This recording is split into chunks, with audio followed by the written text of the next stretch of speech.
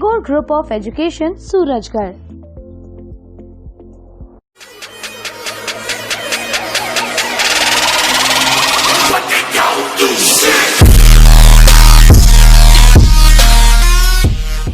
Hello guys, in the previous video I have discussed with you classification of accounts and according to traditional approach.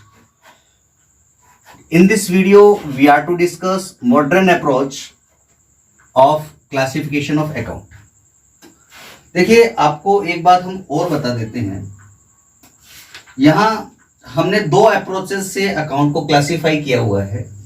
First था अपना traditional approach, जिसको हम English approach भी कहते हैं, और जो मॉडर्न अप्रोच है इसको अकाउंटिंग इक्वेशन अप्रोच या अमेरिकन अप्रोच भी कहा जाता है। ये अपना इंग्लिश अप्रोच भी कहा जाता है इसको।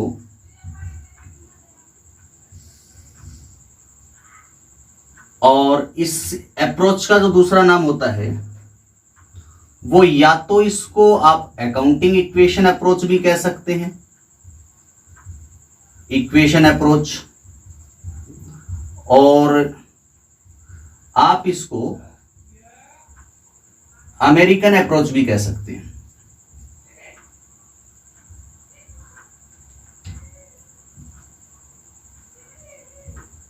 अकाउंटिंग इक्वेशन अप्रोच या अमेरिकन अप्रोच भी मॉडर्न अप्रोच को कह सकते हैं। तो according to traditional approach, accounts are classified into three categories: personal, real और nominal। और इन अकाउंट का मीनिंग क्या होता है और इनसे रिलेटेड डेबिट क्रेडिट के रूल्स क्या होते हैं वो हम प्रीवियसली डिस्कस कर चुके हैं प्रीवियस वीडियोस में। Now we are to discuss modern approach, modern approach. And according to this approach, According to this approach, accounts are classified into three categories। कितनी कैटेगरीज में डिवाइड हो जाएंगे अकाउंट्स? सर इस approach के according accounts को हम 5 categories में divide करेंगे। कितनी कैटेगरीज में डिवाइड करेंगे? सर 5 कैटेगरीज में हमें अकाउंट्स को डिवाइड करना है। और 5 कैटेगरीज होंगी कौन कौन सी? देखिए ध्यान से मैं आपको बता रहा हूं। एक तरफ मैंने ग्रुप बनाया एसेट्स का और एक्सपेंसेस का, दूसरी तरफ हमने ग्रुप बनाया किस चीज के लिए? सर ग्रुप हमने बनाया है कैपिटल का, लायबिलिटी का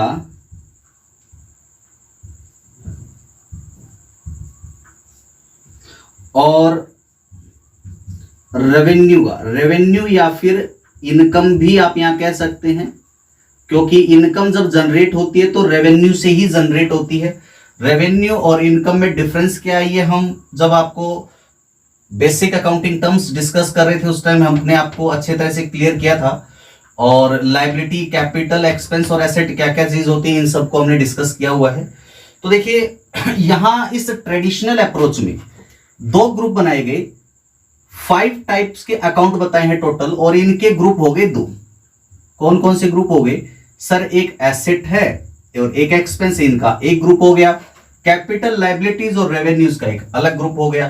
तो आप इन टोटलिटी क्या बोल सकते हैं? सर हमने मॉडर्न अप्रोच के अकॉर्डिंग जितने भी अकाउंट्स होते हैं उनको 5 कैटेगरीज में डिवाइड किया है, जिसमें एसेट, एक्सपेंस, कैपिटल, लायबिलिटी और रेवेन्यूज होंगे। तो इनसे रिलेटेड आपको ध्यान क्या रखना है? देखिए एसेट और लायबिलिटीज में अगर इन दोनों में कुछ भी इंक्रीज हो जाता है तो हम उसे कहां लिखेंगे? सर डेबिट में लिखेंगे।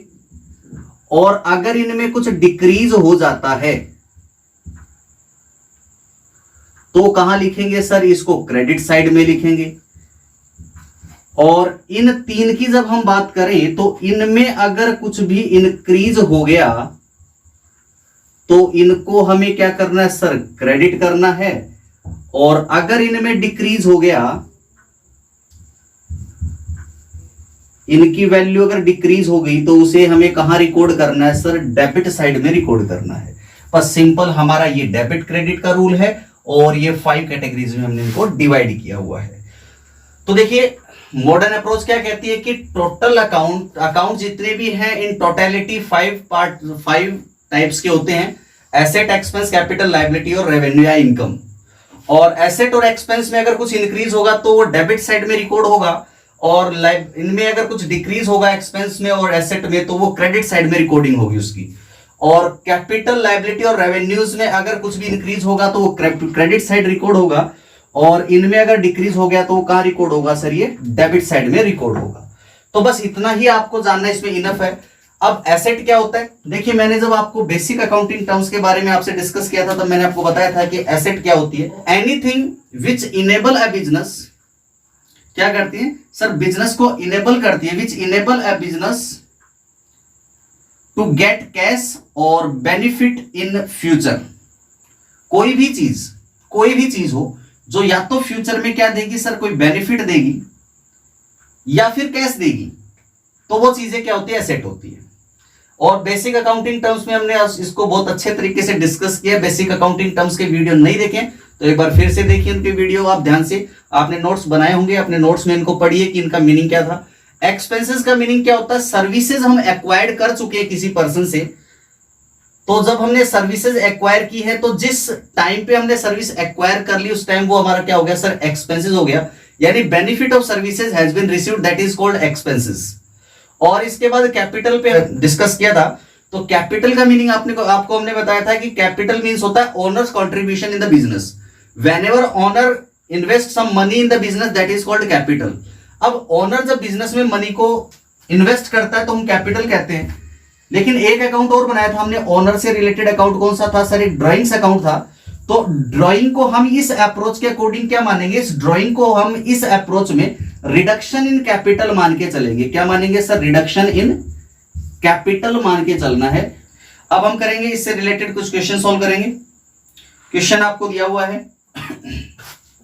Classify the following into asset, liability, capital, revenue and expenses. ये जो आइटम्स आपको गिवन है, इन आइटम्स को आपको क्लासिफाई करना है 5 कैटेगरीज में।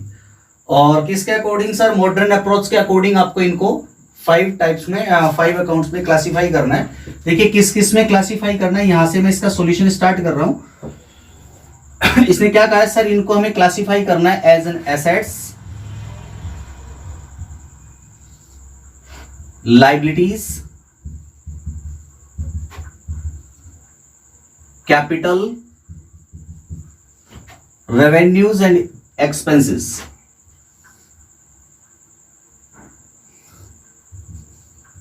रेवेन्यू और फिर एक होगा एक्सपेंसेस। ये जो आइटम्स है इन सब आइटम्स को इन 5 कैटेगरी में हमें डिवाइड करना है। ये बताना है आपको कि कौन सा आइटम एसेट है, कौन सा आइटम लायबिलिटी है, कौन सा कैपिटल, रेवेन्यू और एक्सपेंस हेड में आएगा। तो इनके हेड आपको डिसाइड करना है। मतलब ये प्लांट एंड मशीनरी है, किस हेड के अंडर आएगा? एसेट हेड के अंडर आएगा, लायबिलिटी में आएगा, कैपिटल में आएगा, रेवेन्यू में आएगा, एक्सपेंस में आएगा। मींस आपको इनके हेड डिसाइड करने हैं। तो देखिए ये हेड जब आप डिसाइड करोगे तो आपको अकाउंटिंग टर्म्स के बेस पर आपको करना पड़ेगा। आपने अकाउंटिंग टर्म्स को पढ़ा था, उन्हीं के बेस पर अपन देखो इनको डिसाइड कर रहे हैं। यहां पे plant and machine, plant and machine क्या होती है सर? बिजनेस के लिए एसेट होती है, क्योंकि बिजनेस को फ्यूचर में इनसे बेनिफिट मिलने वाला, इनसे प्रोडक्शन होगा तो बेनिफिट होगा। तो ये क्या होगी? Plant and machine assets, as an asset categorize होगी यहाँ पे।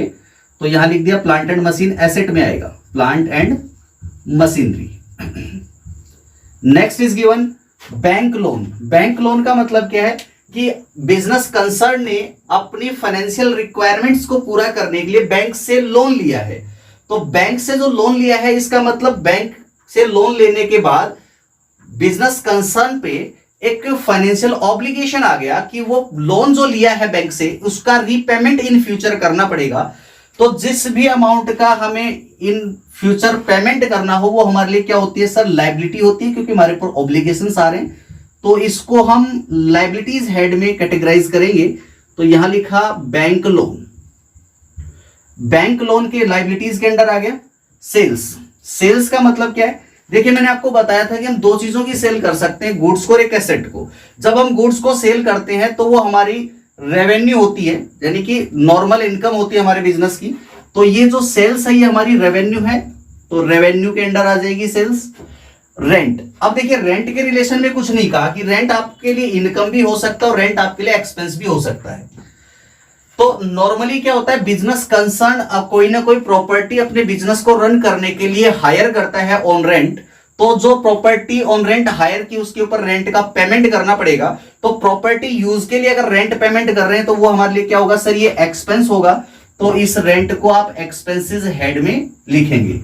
इसके बाद है डिस्काउंट रिसीव्ड। अच्छा, डिस्काउंट रिसीव का मतलब क्या होता है, जब भी आप अपने क्रेडिटर्स या अपने सप्लायर को पेमेंट करते हो तो आपको सप्लायर पेमेंट क्विकली पेमेंट करने के लिए आपको कुछ रिबेट देता है कि भाई आप अगर पर्टिकुलर टाइम पीरियड में अगर कुछ हमें पेमेंट कर देते हो तो आपको कुछ रिबेट यानी कुछ छूट मिल जाएगी। तो जो रिबेट आपको मिलेगी वो आपके लिए क्या होगा सर, हमारे लिए प्रॉफिट होगा, इनकम होगी हमारे लिए। तो इसको हम किस हेड के अंदर लिखेंगे सर, ये भी हमारी रेवेन्यू हेड के अंदर आएगी। डिस्काउंट रिसीव्ड हमारे लिए इनकम हो रही है और रेवेन्यूज में इनकम और रेवेन्यूज आएंगे, सेल्स आ जाएगा, जो भी अदर इनकम है वो आ जाएंगी। तो डिस्काउंट रिसीव्ड भी किस में आएगा सर, ये अपना रेवेन्यू हेड के अंदर आएगा। Carries inward. कैरीज इनवर्ड का मीनिंग क्या है, देखिए कैरीज का मतलब सिंपल सी लैंग्वेज में बताते हैं। कैरीज का मतलब होता है भाड़ा, और इनवर्ड जब लग गया तो इसका मतलब क्या होता है, जब आपने गुड्स को परचेज किया है और गुड्स को परचेज करते टाइम आपने जो कैरीज का पेमेंट किया वो कैरीज का पेमेंट आपके लिए क्या है, कैरीज इनवर्ड होता है। तो बताओ सिंपली, जब गुड्स को परचेज किया है और परचेज करते टाइम आपको अपनी दुकान तक या अपने बिजनेस प्लेस तक जब गुड्स को लेके आ रहे हो और आपने जो भाड़ा पेमेंट किया वो आपके लिए क्या सर, वो तो एक्सपेंस है हमारे लिए। तो इसको एक्सपेंस हेड में कैटेगराइज करेंगे। तो यहां लिखेंगे एक्सपेंस में कैरीज, क्या था सर, इनवर्ड था, इनवर्ड एक्सपेंस में आ जाएगा सर। इसके बाद नेक्स्ट दिया हुआ कैरीज आउटवर्ड। अब देखिए कैरीज आउटवर्ड का मीनिंग क्या है, ये था इनवर्ड, वो है आउटवर्ड। कैरीज इनवर्ड था एक्सपेंस बिजनेस के लिए, तो आउटवर्ड क्या है, आउटवर्ड कैरीज आउटवर्ड का मतलब होगा, कैरीज मतलब तो भाड़ा होता है और आउटवर्ड जब आपने वर्ड लगाया है तो इसका मीनिंग हो गया जब आपने गुड्स को सेल किया था और अपने कस्टमर तक आपको गुड्स भेजना है और वो गुड्स भेजते टाइम आपने वो आपको कैरीज पेमेंट करना है, आपके ऊपर उस कैरीज को पेमेंट करने का अगर ऑब्लिगेशन है तो आप कस्टमर तक गुड्स को पहुंचाने में अगर कोई कैरीज का पेमेंट कर रहे हैं तो वो कैरीज क्या सर, वो कैरीज आउटवर्ड है। इसका मीनिंग सेल पर होने वाला एक्सपेंस हो गया ये, तो इसको हम एक्सपेंसेस हेड में लिखेंगे, कैरीज आउटवर्ड लिखेंगे। यहां पे आपने बेनिफिट लिया है, सर्विसेज ली है, किसी से भाड़े का पेमेंट कर रहे हैं तो कैरीज आउटवर्ड। बस फर्क क्या है, दोनों कैरीज है, कैरीज मतलब दोनों ही भाड़ा है, यानी कि दोनों को ही आप एक्सपेंस हेड में लिखेंगे। लेकिन इनवर्ड का मतलब जब परचेज किया तब आपने भाड़ा दिया, और आउटवर्ड का मतलब जब आपने गुड्स को सेल किया तो अपने कस्टमर तक गुड्स को पहुंचाने के लिए आपने भाड़ा दिया। तो ये दोनों ही आपके लिए क्या है, एक्सपेंस है। इसके बाद बात करेंगे परचेज। परचेज का मीनिंग, परचेज टर्म किसके लिए यूज करते हैं सर, परचेज टर्म को यूज करते हैं गुड्स के लिए। जब भी हम गुड्स बाय करेंगे तो उस टाइम हम उसे क्या कहेंगे सर, परचेज टर्म को यूज करेंगे। और परचेज आपके बिजनेस के लिए क्या हो गया सर, एक नॉर्मल एक्सपेंस हो गया, तो इसको एक्सपेंसेस हेड में ही अपन क्या करते हैं, काउंट करते हैं, तो एक्सपेंस हेड में लिख दिया। वेजेस, वेजेस का मतलब क्या, आपने सर्विसेज एक्वायर की है, आपने किसी वर्कर से काम करवाया, बदले में उसको रेमुनरेशन दे रहे हैं एज वेजेस, तो ये वेजेस आपके लिए क्या होगी सर, एक्सपेंस में आएगा। यहां वेजेस भी आपके लिए एक्सपेंस हो जाएगा बिजनेस के लिए। Then after advance income. Advance income का मतलब क्या है, इनकम हमने अभी तक अर्न नहीं की है, इन फ्यूचर हम इनकम को अर्न करेंगे, लेकिन उसका जो कैश हमें मिलना था वो हमारे को क्या कब मिल गया सर, अभी मिल गया। एडवांस इनकम का मतलब जो इनकम हमें फ्यूचर में होनी है उसके बदले जो पेमेंट मिलना था फ्यूचर में वो हमें आज ही मिल गया, यानी एडवांस पेमेंट मिल चुका है इनकम के लिए।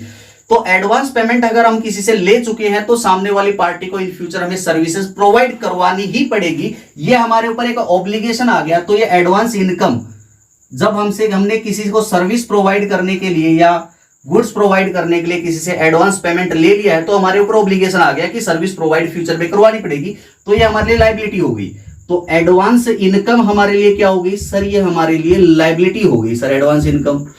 अब इसके बाद देखिए एक्रूड इनकम दे रखा है। एक्रूड इनकम का मीनिंग क्या होता है, वो इनकम जो हमने अर्न तो कर ली, जिसके बदले सर्विसेज हम दे चुके हैं, गुड्स हम दे चुके हैं, लेकिन अभी तक कैश रिसीप्ट नहीं हुआ।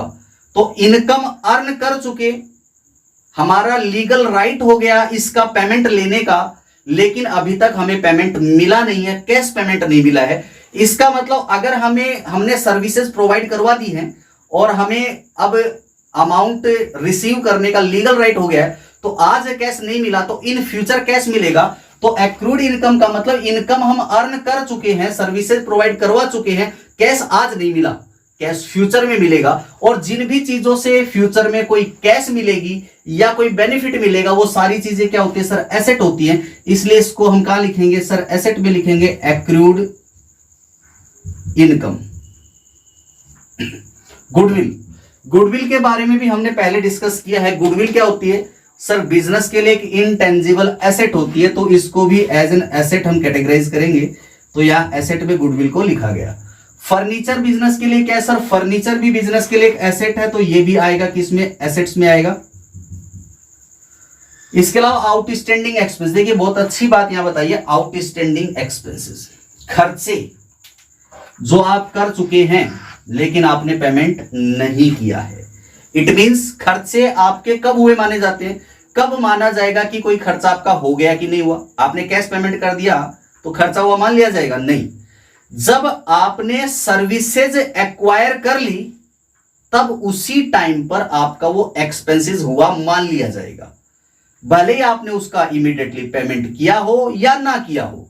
अगर आपने किसी से सर्विस एक्वायर इस टाइम पीरियड पे कर ली है तो वो आपके लिए खर्चा हो गया, उसका पेमेंट चाहे आप आज कर दो चाहे कल कर दो। और ये आउटस्टैंडिंग एक्सपेंस क्या बता रहा है कि आपके एक्सपेंसेस इनकर्ड हो चुके हैं, खर्चा आपका हो चुका है, लेकिन उसका पेमेंट करना बाकी रह गया है। आउटस्टैंडिंग एक्सपेंस क्या बोल रहा है कि खर्चा तो आपका हो गया इसी साल में, लेकिन आपने उसका पेमेंट नहीं किया है, तो पेमेंट फ्यूचर में करोगे। अगर आपका कोई खर्चा हो गया है, आपने सर्विसेज एक्वायर कर ली तो खर्चा हो गया, तो आपके ऊपर एक फाइनेंशियल ऑब्लिगेशन आ गया कि आपको उसका पेमेंट फ्यूचर में करना पड़ेगा। तो आउटस्टैंडिंग एक्सपेंस कैटेगराइज होंगे लायबिलिटीज हेड में। तो यहां लायबिलिटी में लिखेंगे अपन, क्या लिखेंगे सर, यहां पे आउटस्टैंडिंग एक्सपेंसेस को लिखेंगे।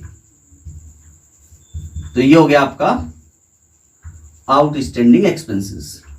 तो कोई चीज रह तो नहीं कि ये देखिए, plant machine, bank loan, sale, rent receive, discount receive, carriage inward, carriage outward, purchase, wages, advance income, accrued income, goodwill, furniture और आउटस्टैंडिंग एक्सपेंस। मान लो एक आइटम यहाँ पे कैपिटल होता तो वो कैपिटल हेड में ही आ जाता, कैपिटल हमेशा कैपिटल हेड में ही आएगा।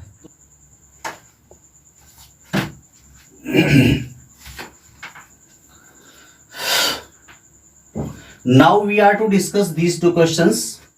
First question is on which side will the increase, किसको increase को in the on which side will the increase in the following account are recorded, यानी कि इन अकाउंट को कौन सी साइड रिकॉर्ड करेंगे।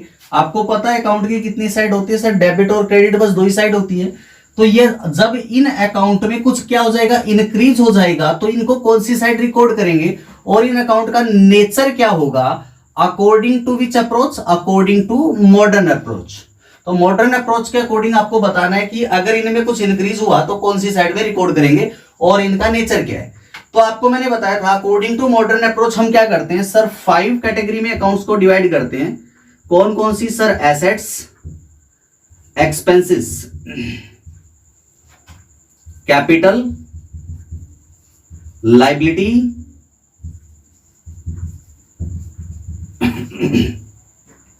और रेवेन्यूज या फिर कह दो इनकम।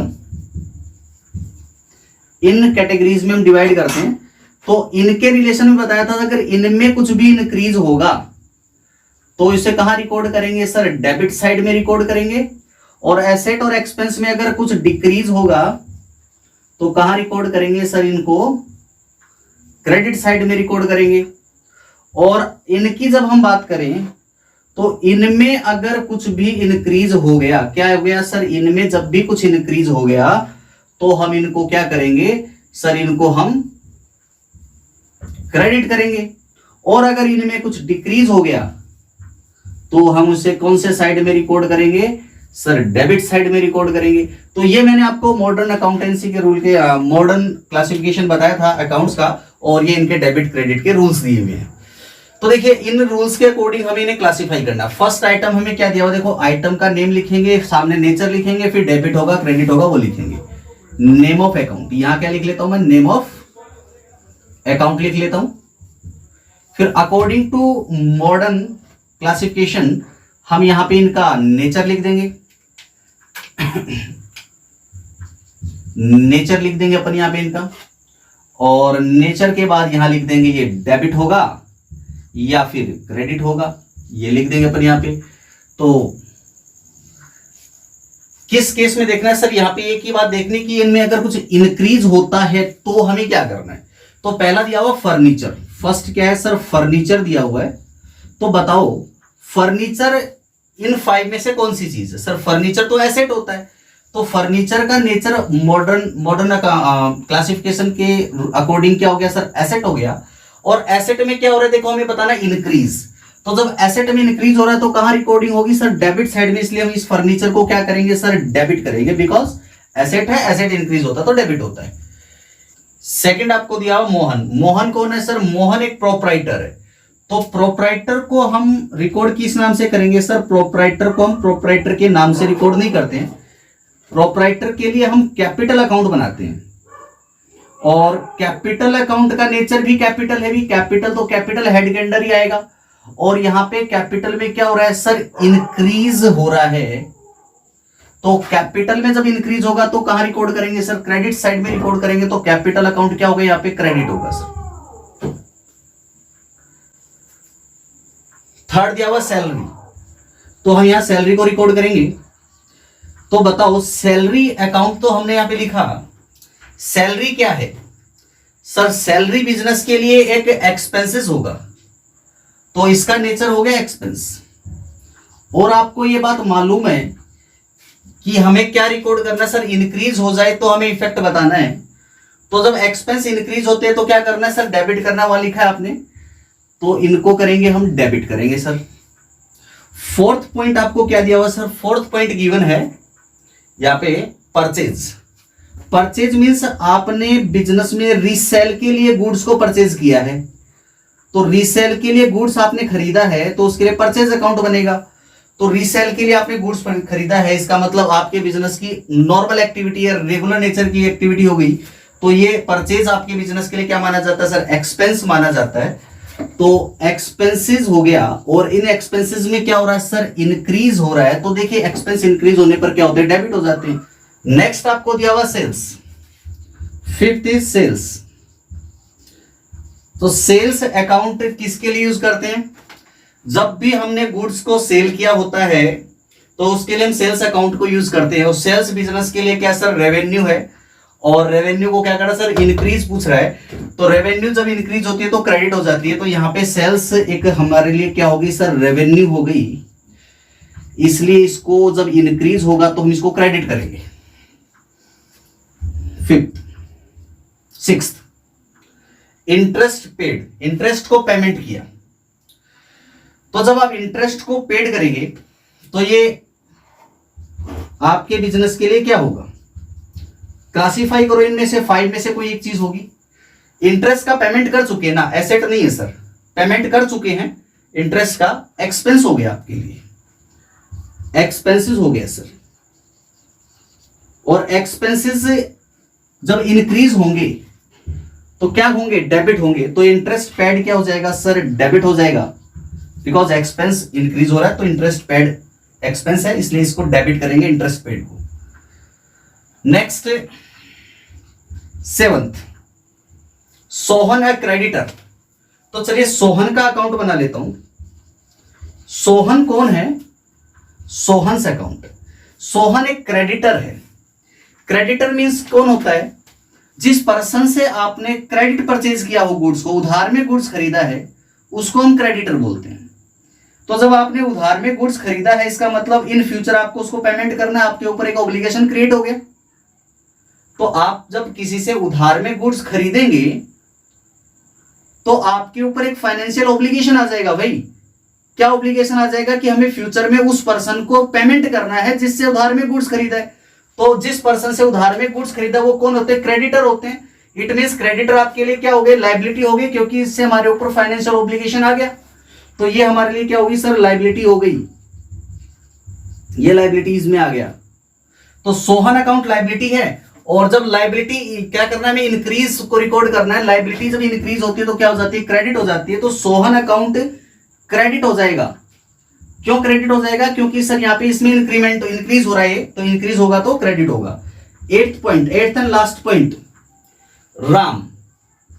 राम कौन है सर, राम एक डेटर है, तो राम्स अकाउंट यहां लिखेंगे। राम एक डेटर है। डेटर कौन होता है सर, डेटर उस पर्सन को कहा जाता है जिस पर्सन को हम क्रेडिट सेल करते हैं, यानी उधार में जिसको हम सेल कर देते हैं। तो भैया जिसको आपने उधार में सेल कर दिया, तो उस पर्सन से आपको पैसा इन फ्यूचर लेना है, अमाउंट आपको रिसीव करना है। तो जिस भी चीज से फ्यूचर में आपको कैश मिलने वाला है, वो चीज आपके लिए क्या होती है सर, एसेट होती है। तो डेटर यानी कि राम यहाँ पे आपके लिए क्या हो गया सर, ये एसेट हो गया। और एसेट में क्या रिकॉर्ड करना है सर, इंक्रीज रिकॉर्ड करना है। तो जब एसेट इंक्रीज होगी तो एसेट अकाउंट क्या हो जाएगा सर, डेबिट हो जाएगा। इसलिए राम अकाउंट को आपको डेबिट करना है। अगर राम अकाउंट का बैलेंस बढ़ जाता है तो इंक्रीज हो जाता है इसमें, तो राम अकाउंट को डेबिट करेंगे। आई थिंक ये पॉइंट आपको समझ में आ गया होगा। क्वेश्चन नंबर सेकंड भी आपको अच्छे से क्लियर हो गया। चलिए क्वेश्चन नंबर थर्ड को हम डिस्कस करेंगे। क्वेश्चन थर्ड में क्या कह रहा है कि on which side will the decrease, किसको decrease in the following account be recorded. हमें इन अकाउंट में डिक्रीज को रिकॉर्ड करना है। और according to which approach, according to modern approach. तो मॉडर्न अप्रोच के अकॉर्डिंग अपन करेंगे। तो देखिए पहली बात हमने अभी डिस्कस किया था कि मॉडर्न अप्रोच में एसेट, लायबिलिटी, कैपिटल, लायबिलिटी और revenue, asset, expenses, capital, liability, revenue, 5 category में हम डिवाइड कर देते हैं अकाउंट्स को। और अगर इसमें कुछ इंक्रीज हो गया तो डेबिट कर देंगे, और इनमें कुछ डिक्रीज हो गया तो क्या कर देंगे सर, क्रेडिट कर देंगे। और इधर इनमें अगर कुछ इंक्रीज हो गया तो हम क्या कर देंगे सर, यहां इनको हम क्रेडिट कर देंगे।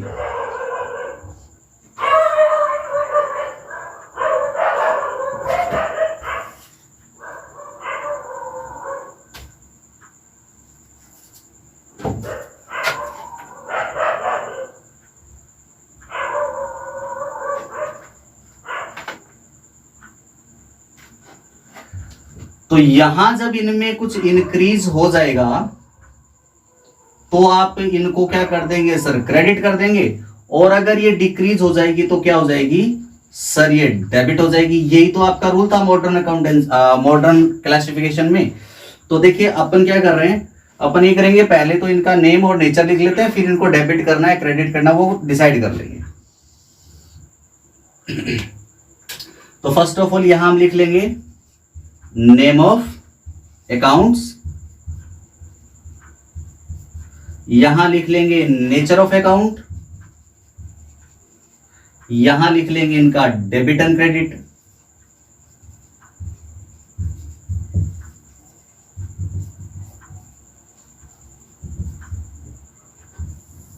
देखिए फर्स्ट दिया हुआ है, क्या दिया हुआ फर्स्ट सर, फर्स्ट दिया हुआ है कैश, तो बनाओ कैश अकाउंट। तो कैश बिजनेस के लिए क्या होती है सर, एसेट्स होती है, तो एज एसेट्स इसको क्लासिफाई कर दो।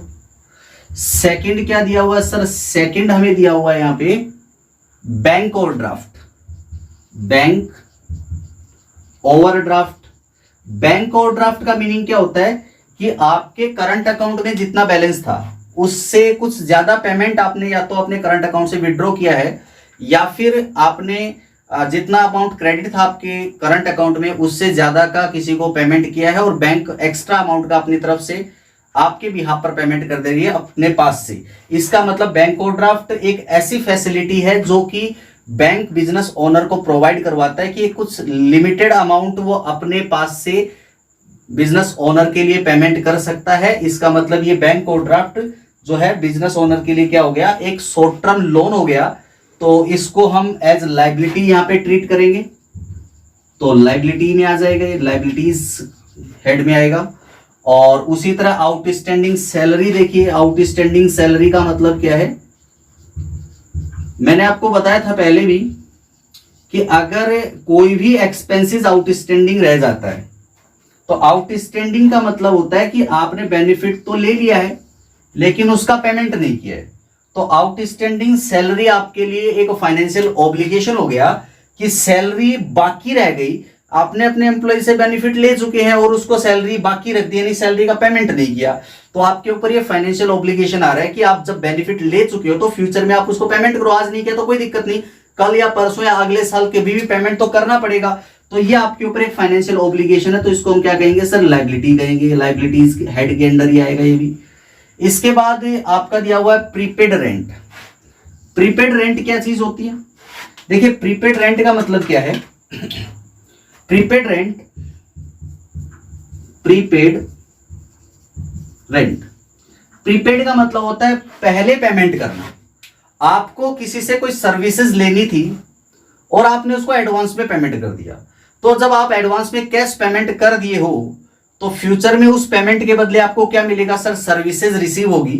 तो फ्यूचर में इस प्रीपेड रेंट से आपको सर्विस मिलेगी, जो भी आपने पेमेंट किया है, प्री पेमेंट किया है, इस प्री पेमेंट के बदले फ्यूचर में आपको सर्विसेज मिलेगी, यानी बेनिफिट मिलेगा। तो जिस चीज से फ्यूचर में किसी भी टाइप का बेनिफिट रिसीव होने वाला हो तो उस चीज को हम क्या कहते हैं सर, एसेट कहते हैं। तो प्रीपेड रेंट हमारे लिए क्या होगा सर, एसेट्स होगा। और उसके बाद ये हुआ मोहन प्रोपराइटर। तो मोहन प्रोपराइटर मींस प्रोपराइटर का मतलब बिजनेस ओनर होता है, तो मोहन एक बिजनेस ओनर है और ओनर के नेम को कभी बुक्स ऑफ अकाउंट में रिकॉर्ड नहीं करते। ओनर के नेम की जगह कौन सा अकाउंट रिकॉर्ड होता है सर, कैपिटल अकाउंट रिकॉर्ड होता है। और ये जो कैपिटल अकाउंट होता है ये कैपिटल हेड के अंडर ही आता है। तो ये आपके नेम ऑफ अकाउंट है, ये इन अकाउंट के नेचर है अकॉर्डिंग टू मॉडर्न अप्रोच। और फिर इन देखना है कि अगर इनमें क्या हो जाए, डिक्रीज हो जाए, सिर्फ डिक्रीज को देखना है। अगर इनमें डिक्रीज हो गई तो इनको कहां रिकॉर्ड करेंगे? देखिए एसेट जब डिक्रीज होती है तो कहां लिखते हैं, एसेट डिक्रीज होगी तो क्रेडिट करेंगे। लायबिलिटी डिक्रीज होगी तो कहां लिखेंगे सर, डेबिट करेंगे। लायबिलिटी डिक्रीज होगी तो डेबिट करना ही है। फिर यहां पे एसेट, एसेट डिक्रीज हो रही है तो कहां रिकॉर्ड होगा सर, क्रेडिट में रिकॉर्ड होगा, क्रेडिट करेंगे। और कैपिटल जब डिक्रीज होगी, डिक्रीज रिकॉर्ड करना है तो कैपिटल डिक्रीज होगी तो क्या होगा सर, डेबिट होगा। अब ये डेबिट करना किसको और क्रेडिट करना किसको? देखो यहां पे कैश अकाउंट क्रेडिट होगा, यहां पे इस क्वेश्चन में डेबिट होगा बैंक ओवरड्राफ्ट, डेबिट होगा आउटस्टैंडिंग सैलरी, क्रेडिट होगा प्रीपेड रेंट और डेबिट होगा कैपिटल अकाउंट। तो जब डिक्रीज होगा तो ये अकाउंट कौन से साइड में रिकॉर्ड होंगे, नेचर क्या है, अकाउंट के नेम क्या थे। तो ये दो क्वेश्चन हमने, 3 क्वेश्चंस हमने अभी किए हैं मॉडर्न अप्रोच से रिलेटेड। आई थिंक आपको मॉडर्न अप्रोच समझ में आ गया होगा। बहुत ही सिंपल सा, बहुत ही छोटा सा अप्रोच है। क्या कहता है कि आपके जितने भी अकाउंट्स होते हैं बिजनेस ट्रांजेक्शन में, जितने भी अकाउंट इन्वॉल्व होंगे उनको सिर्फ और सिर्फ 5 कैटेगरीज में डिवाइड कर दो, asset, expense, capital, liability, revenue में। और इनमें अगर एसेट और एक्सपेंस में अगर कुछ इंक्रीज हो गया तो उस अकाउंट को डेबिट कर दो, और एक्सपेंस और एसेट में अगर डिक्रीज आ गई तो हम उसे क्रेडिट कर देंगे, और कैपिटल, लायबिलिटी और रेवेन्यू में इंक्रीज हो गया तो उन्हें क्रेडिट करेंगे, और कैपिटल, लायबिलिटी, रेवेन्यू में डिक्रीज हो गया तो उन्हें क्या करेंगे, डेबिट करेंगे। बस इतनी बात आपको ध्यान रखनी है। आई थिंक ये अच्छे से आपको समझ में आ गए होंगे। नेक्स्ट वीडियो में इसी मॉडर्न अप्रोच से रिलेटेड कुछ क्वेश्चंस हम और सॉल्व करेंगे। तो इन क्वेश्चंस को आप अच्छे से तैयार कीजिए, इन क्वेश्चन को वापस सोल्व करके देखिए। नेक्स्ट वीडियो मिलते हैं इसी अप्रोच के कुछ और क्वेश्चंस के साथ। Thank you very much.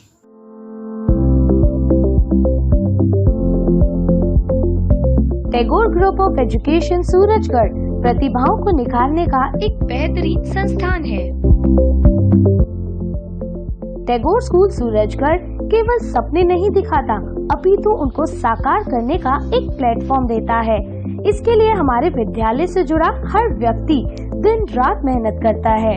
Tagore school Surajgarh आज स्टेट मेरिट का पर्याय बन गई है। स्टेट मेरिट का यह सुनहरा स्वप्न हमने 31 बार साकार किया है। यहाँ पर बच्चों की पढ़ाई के साथ साथ उनकी हर रुचि पर ध्यान दिया जाता है। हमारे संस्थान में अथक मेहनत, बेहतर सुविधाएं, सर्वश्रेष्ठ शिक्षक टीम के साथ होनहारों को तैयार किया जाता है। Advance teaching technology, world class education facility, study pattern, अत्याधुनिक science lab, computer lab, language lab, smart classroom, आधुनिक सुविधाओं से युक्त गर्ल्स और बॉयज के लिए पृथक पृथक हॉस्टल, इंडोर आउटडोर गेम्स, आधुनिक प्लेग्राउंड जैसी सुविधाएं हमारे टैगोर शिक्षण संस्थान को एक अलग पहचान देती है। Tagore group of education, Surajgarh.